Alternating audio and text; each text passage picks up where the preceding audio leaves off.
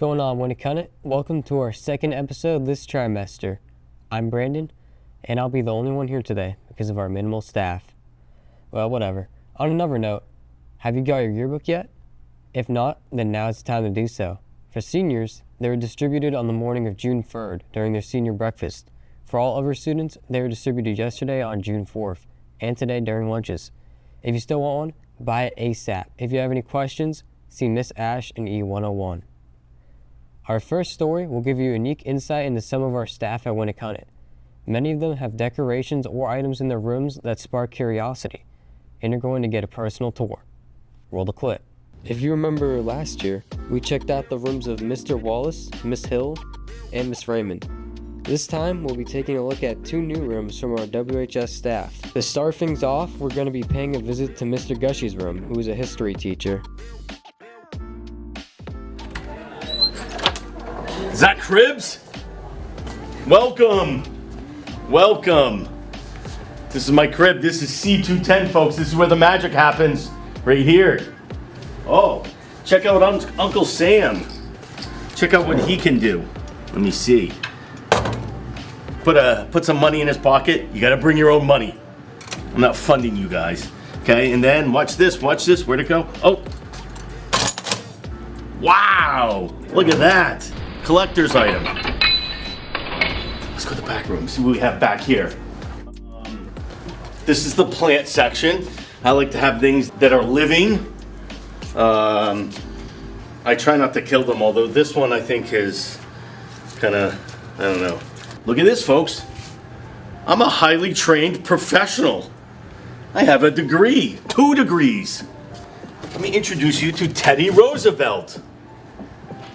Check this out, folks. This is my stereo system from the 90s. A 6-disc CD changer. Now I pretty much just use it to play Alice Cooper's School's Out on the last day of school, so listen for it. I call this my free speech cabinet right here, where people are free to put bumper stickers of causes or things that they agree with. Appreciate you guys stopping by. Now get out! I got things to do. Go! Get! The next and final room we're going to be taking a look at is Mr. Yaton's room, who teaches English. All right, we'll start over here, right by the door you come in. There are magnets here. So over the last 5 or 6 years, I've tried to travel the world as much as possible. There are 2 stones here, which actually come into play one day of the school year. So I won't tell any more about it. Now, most people would assume that this is a Jolly Roger flag. It's actually not. Jolly Roger is a little bit different. This is actually called a Jack Rackham, which is who is a different pirate. Students also like to come in here and juggle and do hacky sack. Up here are just some things that are now considered archaic, like a manual typewriter, an old dial-up telephone. Right, so this is how you used to have to make a phone call. Let's go to the back.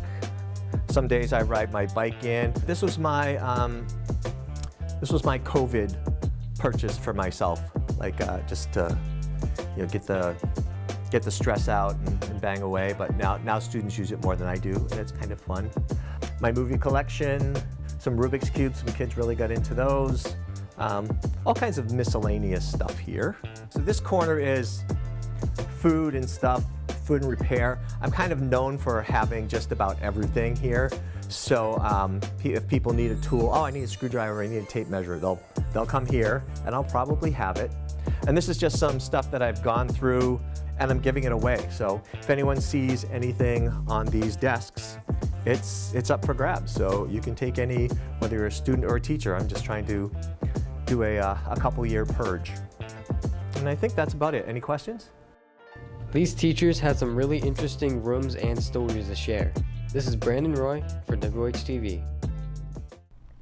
I hope you all enjoyed getting a more personal look at these teachers' rooms.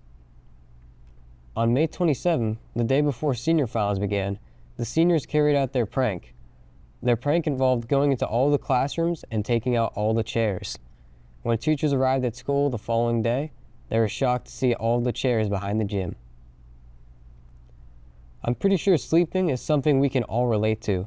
and finding the right mattress can help out a lot with sleep quality and all other sorts of things. The class of 2028 had their annual mattress sale, and I just so happened to do a story on it. Let's give it a look, shall we? On Sunday, April 19th, the class of 2028 hosted their annual mattress sale, running from 10 a.m. to 4 p.m. They sold various sleep-related supplies like mattresses, pillows, and sheets, all at an amazing discounted price. We spoke with Drew Helmond, the general manager of Custom Fundraising Solutions, the company that is helping make the mattress sale happen and have been helping out WHS for 8 years now.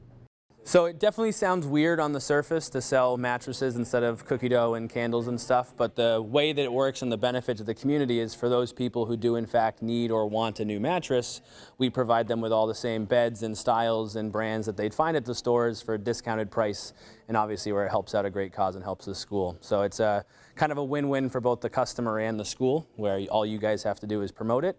It's an easy fundraiser for the groups we work with, where they don't have to do door-to-door selling and order forms and deliver the mattresses and stuff. They just gotta promote it and get people through the door. It's unique. I'm definitely one of the only people I know who sells beds out of cafeterias for a living. But there's also a lot of flexibility. It's really fun to work with different programs in different communities and figure out the best ways to help them reach their goals. And it's also just really fun to kind of just meet new people every weekend and help them, either find a new pillow or sheets or solve a sleep need with their new mattress. So just kind of the flexibility of it and the freedom that comes with kind of running your own business is really fun. I also spoke with the class of 2028 advisors, Ms. Cutts and Ms. Michaud, to see what the benefits of the mattress sale will bring to the class. So we did a mattress sale because it's a good fundraiser. In the past, it's raised us a lot of money, and it's a very low investment on time, particularly for the students, and it's not really asking a lot of the parents, more of just people who will be buying a mattress anyway. So it's low burden for all involved. All of our fundraising efforts go to reduce prom ticket prices and senior week activities. So the more money we have in the account, the cooler and better things we can do. Despite the rainy weather, this year's mattress sale was able to raise a large amount for the class of 2028. This is Brandon Roy for WHTV. That story made me kind of tired. On Wednesday, May 24th, the Animal Action Club held their annual dunk tank fundraiser. Students and teachers alike had a blast, even though it's the teachers that left soaking wet. Let's take a look at some of these dunks.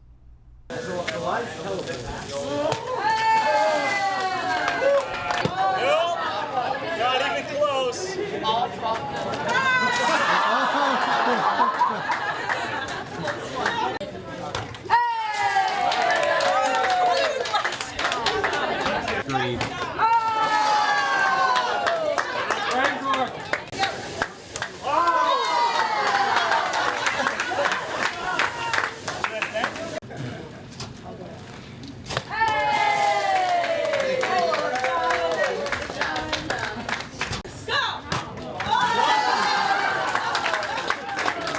Have you ever wanted to take a class on something that isn't offered at Winnacunnet? Well, an ELO might be the perfect thing for you. Jack Hafey did a story on it. Let's take a look. ELOs. Most Winnacunnet students have heard of them. Some of you may have even participated in one. With this story, we'll take a deep dive into the origins of the ELO program and learn more about what ELOs actually are. ELO stands for Extended Learning Opportunity, and its participants do exactly that. Whether it be in or out of school hours, students participating in an ELO are learning in a subject matter area that is not offered as a class here at Winnacunnet. We first go to Mr. Long, Winnacunnet's ELO coordinator, who is named ELO Coordinator of the Year for New Hampshire. So the ELO program is designed to give students the opportunity to earn credit in ways that are outside of the traditional classroom setting. So the goal is to provide a learning experience that's self-driven by the student, that's rigorous and relevant to the student's course of study. So students should really think about what they're passionate about, right? We can support ELOs in so many different topics. So really, I think the core driving thing that a student should think about is what are they passionate about and why do they want to do the ELO? Because that will allow them to really engage and really be self-directed.